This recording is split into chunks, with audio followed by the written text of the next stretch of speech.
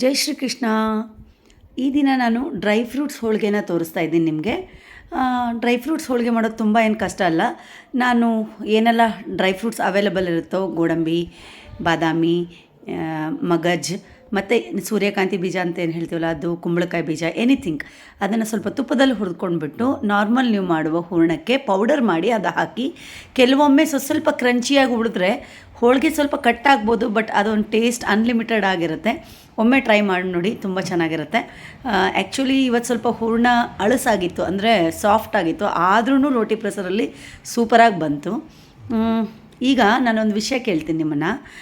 ವಿಭೂತಿ ಯೋಗದಲ್ಲಿ ಮೃತ್ಯುಸ್ಸರ್ವಹರಶ್ಚಾಹಂ ಉದ್ಭವಶ್ಚ ಭವಿಷ್ಯತಾಂ ಕೀರ್ತಿಶ್ರೀವಾಕ್ಚ ನಾರೀಣಾಂ ಸ್ಮೃತಿರ್ಮೇಧಾ ಧೃತಿ ಕ್ಷಮಾ ಅಂತ ಹೇಳಿದ್ದಾರೆ. ಅಂದರೆ ಒಮ್ಮೆ ಮೃತ್ಯು ಬಂತು ಅಂದರೆ ನಾವು ಎಷ್ಟೇ ಶ್ರೀಮಂತರಾಗಿರಲಿ, ಎಷ್ಟೇ ದೊಡ್ಡ ರಾಜಕೀಯ ವ್ಯಕ್ತಿಯಾಗಿರಲಿ, ಅಥವಾ ಎಷ್ಟೇ ಪ್ರಭಾವಶಾಲಿಯಾಗಿರಲಿ, ಮೃತ್ಯು ಬಂದಾಗ ನಾವೆಲ್ಲ ಹೋಗಲೇಬೇಕು ಅಂತ. ಹಾಗಿದ್ಮೇಲೆ ಇರೋ ಇಷ್ಟು ಜೀವನದಲ್ಲಿ ಕೋಪ ತಾಪ ಯಾಕೆ?